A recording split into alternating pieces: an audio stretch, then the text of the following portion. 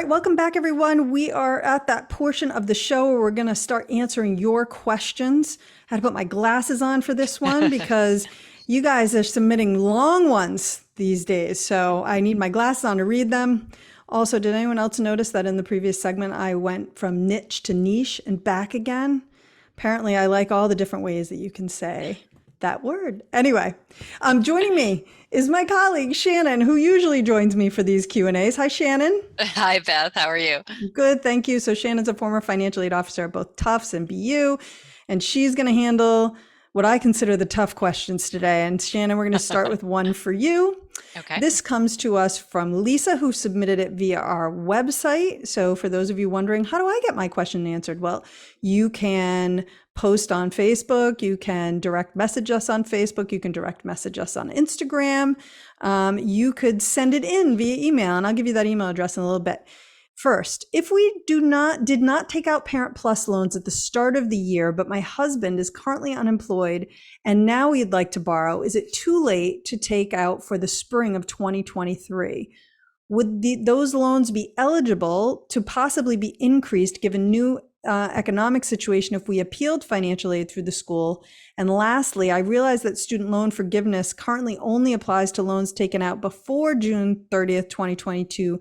But do you think this will be extended to all loans taken out in 2022? No. Sorry, Shannon, go. Commentary by Beth. Yeah, let's answer that first part. That last part first, and I totally agree with you. No, I do not expect that the recently announced and then pulled back loan forgiveness program is going to be expanded at all. Essentially, they announced it in the end of the summer, saying they would forgive if you met certain income limitations, loans borrowed for in the past. Essentially, they were not giving the green light for people to borrow new loans that would instantly be forgiven. Exactly. That program is now in very much in a legal limbo. There were some challenges to the legality of the program. In different courts, there are different cases, one of which found the program to be illegal. So that is the current status of the program, that it is not considered legal at this moment. That decision is being appealed by the Department of Justice. So we will see what happens if the loan forgiveness program comes back. But if it does, it will only be for loans borrowed prior to June 30th, 2022. I don't see any hope of it. Yeah. It will not apply to future loans. It would have to be a whole new discussion, new program in the future. And I would say a change of will in the government to make that happen. I mean, it's the whole issue with student loan forgiveness in the first place, right? So Correct. If we're going to forgive some loans, what then happens in the future when people maybe borrow too much or, I mean, it's a whole philosophical conversation. Yeah, exactly. And that was a criticism of this program when it was just in the potential stages, that it's a Band-Aid. It helps the people who borrowed in the past, but it doesn't address underlying issues in the terms of the cost of college and why people have to get into excessive debt to go to college. Those issues are left unaddressed by this program. There's some other things that people are working on in the government. But short answer to Lisa's final question there is no. To go back to the underlying issue with the plus loans, you can borrow a Parent Plus loan at any point during the academic year. So it's absolutely fine if you didn't borrow at all at the start of the year and you decide you need to borrow some money for the spring semester. Absolutely fine. You can do that now. You probably want to get it done. Give yourself, a week or two before the bill is due to just get all the paperwork processed, just to make sure everything goes through on time and you don't miss any deadlines and get any late fees. But you can absolutely do that in the near future. In fact, you can borrow right up to the end of the academic year. So even if you paid that spring semester tuition bill and decided that you'd like to reimburse yourself with a loan, oh, maybe I should have borrowed, you can borrow the loan, the last day of the school year to reimburse yourself. So yeah, that's absolutely no problem, Lisa. You can do that at any time. What you might want to do before pursuing that loan application is submit an appeal to the financial aid office to see if you could get any more grant money, which is obviously grants better than loans. That's free money you don't have to pay back based on a change in circumstances. This is another thing you can do kind of throughout the school year. If you have a change in financial circumstances, bring it up to the financial aid office, ask if they can reconsider your financial aid package based on your change in circumstances. And certainly a parent that was the primary breadwinner losing a job is a big change to your financial circumstances. So you can submit that financial aid appeal, document the job loss, ask them if they could reconsider your financial aid package, potentially award you some more grant funding. They can say yes or no to that question. It may depend on, what kind of funding the school has available, but I would give that a try first. If they don't come through with any grant money or not enough grant money and you need to borrow, you can submit that loan application again at any time. So that's no problem at all to borrow just for the spring semester. Right. And I mean, can we say it enough? Simply asking is not a problem. They're not going to say, I can't believe you're asking for more money. We're kicking your daughter out of college or your child out of college, or we're taking our offer of acceptance back.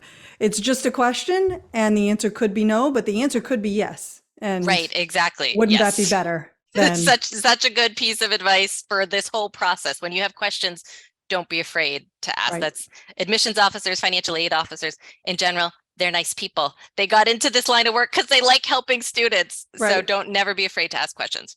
Exactly. Okay. Next. So first question for you, Beth, comes from Ping. I would like to hear your take on the following issue. It seems like the trend for college admissions nowadays is about a passion project and forming a nonprofit organization. She references one college counseling website that specifically talks about how they will walk you through creating your own nonprofit. Yuck, as far as I'm concerned, Shannon's commentary. My child has developed his own passion and is actively engaging in activities related to it. However, he sees many of his friends forming nonprofit organizations on the advice of external college coaches with the end goal of impressing admissions officers. My child does not care for it and sees it as rather pompous. I agree with your child. I feel that this whole nonprofit issue is reminiscent of the popular overseas volunteerism several years back. Do you know how admissions officers view such activities? Would my kid be at a disadvantage in relation to his many friends with nonprofits under their names? Thanks. Okay. There's a lot going on here. Yes. I think the first thing that I would do is go all the way back to, well, one thing that Ping is not sharing is the ultimate goal, sort of what the colleges are that, her son is considering. And I would say that the vast majority of colleges that are out there are not even necessarily paying too close attention to what you do. They just want you to be doing some things outside of the classroom. Yeah. And so my guess is that Ping's child is hoping to go to one of those more selective institutions where they're turning away a big percentage of their applicant pool.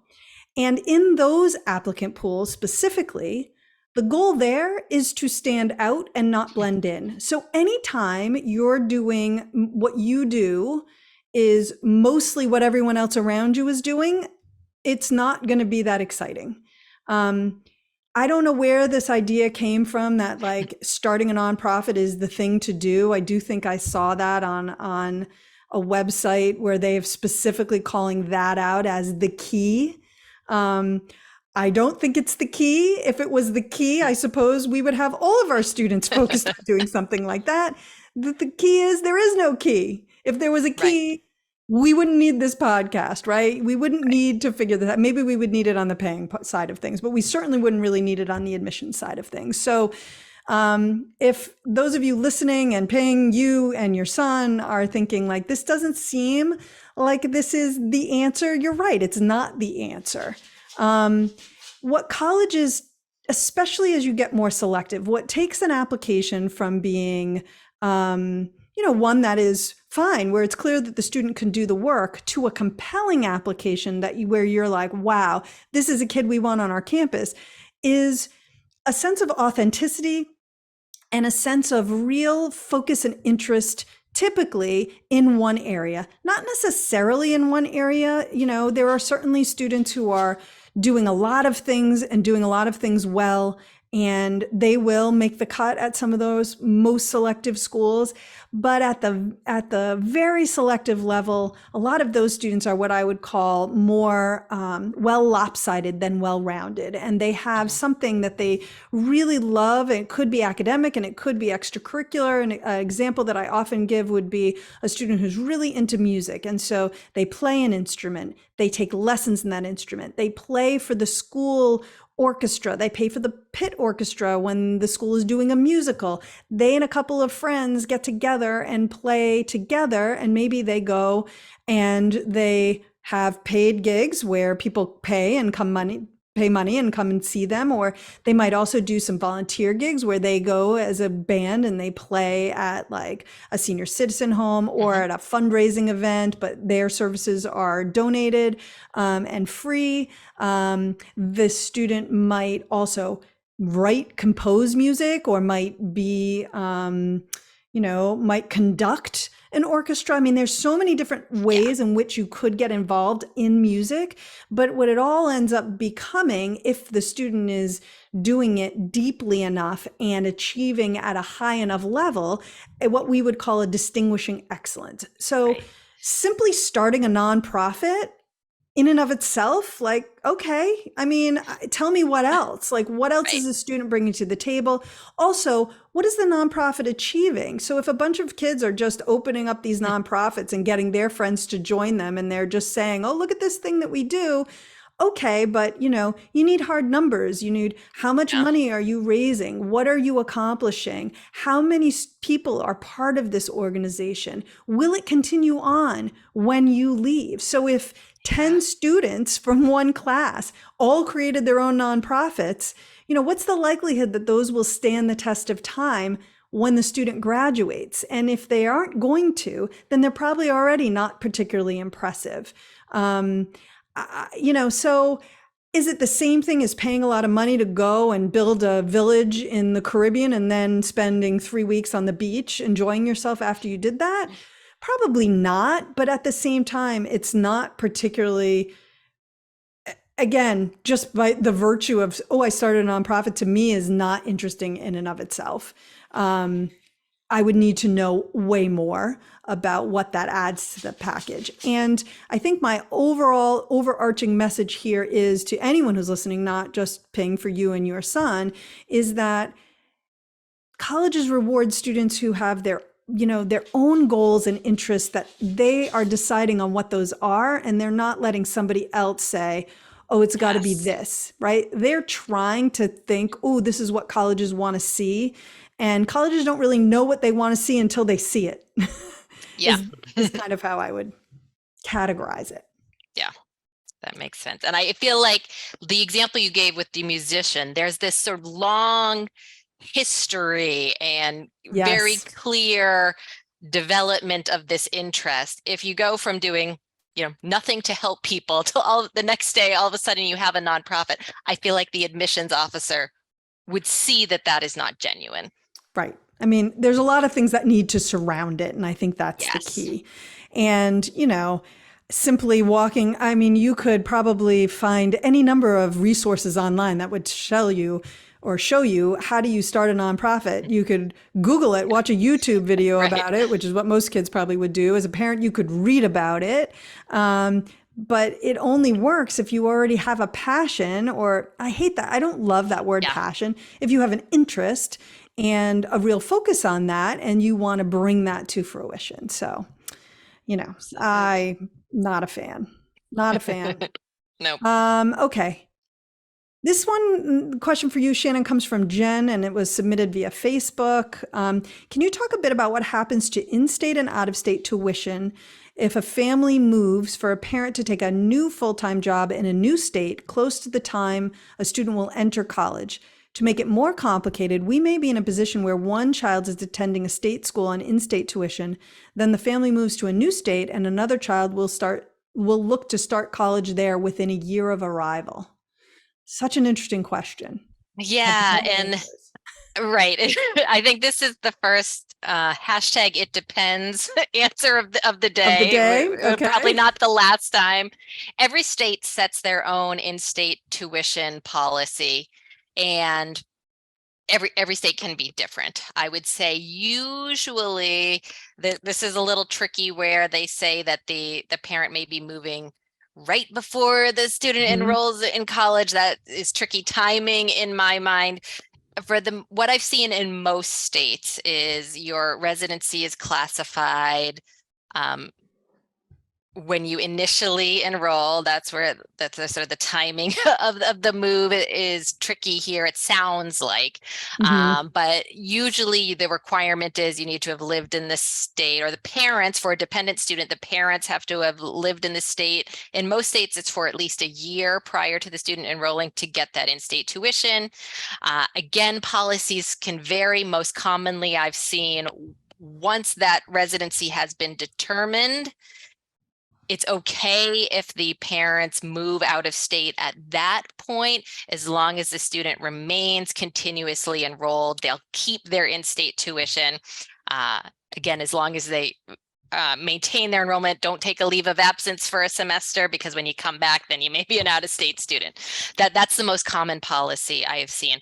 But I guess my advice here would be to check the particular state policy of the states in question here. And it sounds like there are two kids and the potentially two different states involved, the old state and the new state. Yeah.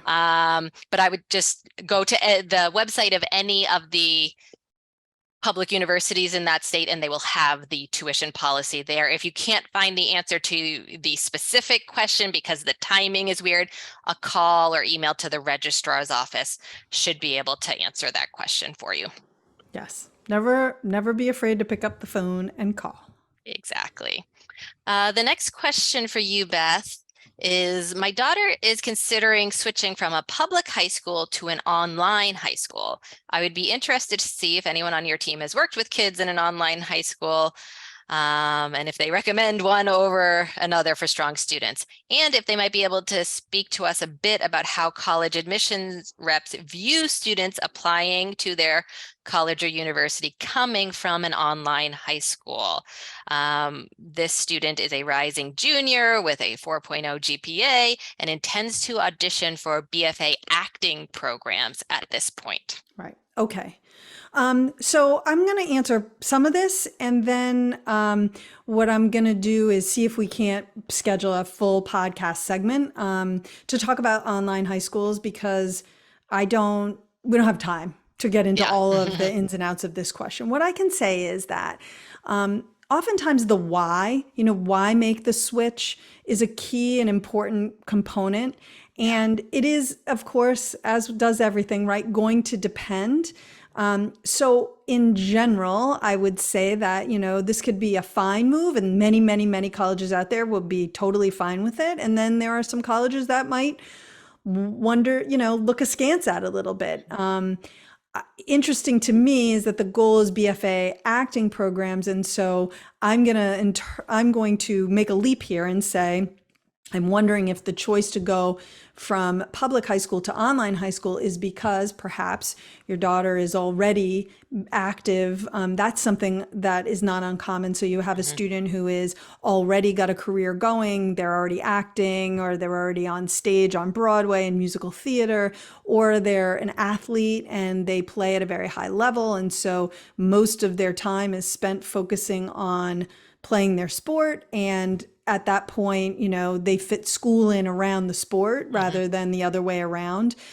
So those are all reasons why I've seen students who, might fare well at any college in the country making the online high school choice.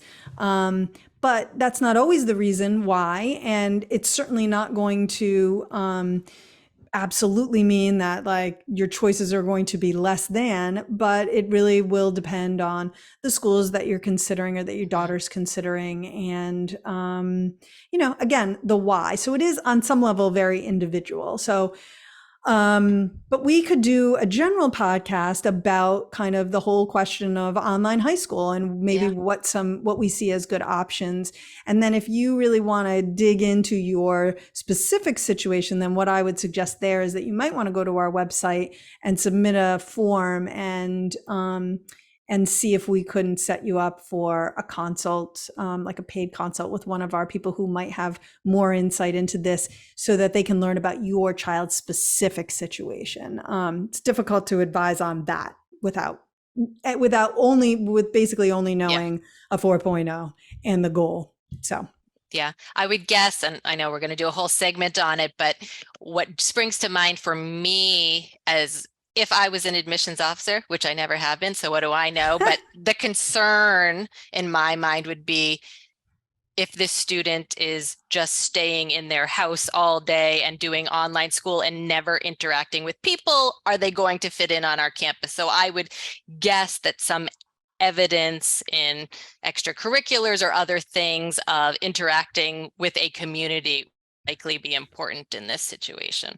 Yeah, it's not dissimilar from homeschooling. I mean, in some level, online high school is kind of homeschooling, just a modern version of it. And yes, those are things that you look for as sort of evidence of, there are a lot of reasons why people might choose homeschooling, but making sure that the student is socially ready for college, and you would look for evidence of that. So, yes, good call. All right, Shannon, we got another one for you here. And this comes from Kimberly, who's emailed us. How do you report cryptocurrency on the FAFSA? That is a first for me. Yes, lots of new fun questions these days. Yes. And it's actually, I think this one is pretty straightforward. Cryptocurrency would be considered an investment on the FAFSA, just like if you owned stocks or bonds or a rental property. Like, these are all investments. And so I don't know if it's interesting. It's interesting to me as a financial aid person. A quirk of the FAFSA where they ask about income and assets. Income is, your income from the prior year, like a year's worth of income. For your assets, they are asking for the value of your assets as of today, the day you complete the FAFSA. What's sitting in your checking account? What are your stocks worth? What is your cryptocurrency worth? So when you're reporting that investment value on the FAFSA, you would look at and there's all sorts of very specific newfangled terminology with cryptocurrency. And you look at your wallet, the current value today, if you were to trade this cryptocurrency, what is its value as of today, the day you're filling out the FAFSA, and that is what you would report. Obviously, cryptocurrency can be a fairly volatile asset. Yes, as witnessed this week, actually. Yes. Yeah. So an issue can arise when the value you reported the day of the FAFSA, my crypto is worth $40,000 and today it's worth $500. That's obviously can be a big issue for families. And you can always submit a financial aid appeal if you have, a drastic change in your asset value. I will tell you, I would guess in most situations, the appeal won't be successful. And that's sort of the reasoning of sort of just drawing the line. What is the value of your assets as of today? Is for something like this that changes every day, they're not going to readjust your financial aid award every day as it changes. Oh, it went down today. Let's give you more financial aid. Oh, but it went up the next day. Let's take that financial aid back. They can't do that. So that's why they kind of draw that hard line as what's the value as of today. If things do drop precipitously kind of long term, theoretically next year's FAFSA, you will have a lower value to report and you might be eligible for additional financial aid next year. Again, you can always attempt an appeal, but be prepared for a no, I would say, in that kind of situation. But again, just what's the value as of today? That's what's going on the FAFSA as an investment. Good to know. Yeah. The next question for you, Beth, came in through our Facebook page from Kristen. And Kristen asks, I was curious what kinds of things warrant adding to the common application after submitting. Senior year has come, and so have some awards, but I'm not sure if this is something she should let the schools know about now that, or let the school know about now that she has already submitted her early decision application. I'm guessing it's okay to add to the Common App for other applications that she'll submit in the future in case she doesn't get into this ED school, but does she have to update the early decision school? Right. I think, again, this sort of depends on what the awards are. If they're fairly run-of-the-mill awards, I'm trying to think of some that might come in the fall of senior year, and I'm failing for some reason. I don't know. And I think that's partially because nothing really impressive typically does come at that time. But if it's a significant award, that has maybe like larger implications than just the school. And I know people are going to read into this and say, ooh, semifinalists in the national merit. Like, yeah, I don't like, you certainly can update the school about something like that. Is that like super important? Not really.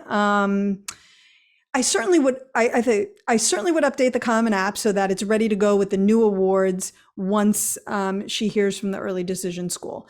If she has the time right now, you're hearing this, it's December 1st. I would say at this point, it's probably on the late side to be updating them about anything because decisions should be coming out from an early decision school. But if you've applied to any early action schools, they might notify at some point in like January or February. Certainly you could update them. I think what you have to avoid doing is sending an update weekly. Like, oh, I won this. Oh, this happened. Oh, I have this new thing. So I would really encourage you kind of save them up. If there's anything really significant then yes, I might update the college kind of right now and let them know about it. The other thing is, if nothing is like truly all that significant, in general, I would say this, most honors are not going to be the make or break. You're not going to suddenly find out that they were named the Beth Mass student for the month of October in the school or citizen of the month. And that's going to be the thing like, oh, I was on the fence, but now they're citizen of the month. Now they're in, right? It doesn't typically work that way. But what you can do is you have them saved up. And so then if there's a deferral that happens, so the student doesn't get accepted, but they don't get denied, they are going to wait and make a decision. Those could be a great part of a follow-up to the deferral letter where you say, oh, still really interested. And by the way, since I submitted my application, here are some awards that I've received. Here are some things that I've done since then, whatever it is. So that would be a good place for those. So if it's huge, let them know now. If not, I would save it up and just do an update once you get those early results in. When in doubt, if you really think it might be a big deal, send it. Again, I doubt it's going to be a deal breaker, but I also don't think that you're going to harm your chances unless you're sending an update every week or more frequently. Procedurally, to make an update, is it emailing the admissions office? It's going to be different for every school. Okay. So some schools, they're going to have their own portal where they will ask you to add any updates to the portal. And that's typically how it's going to get fed to the reader who's looking at your application online.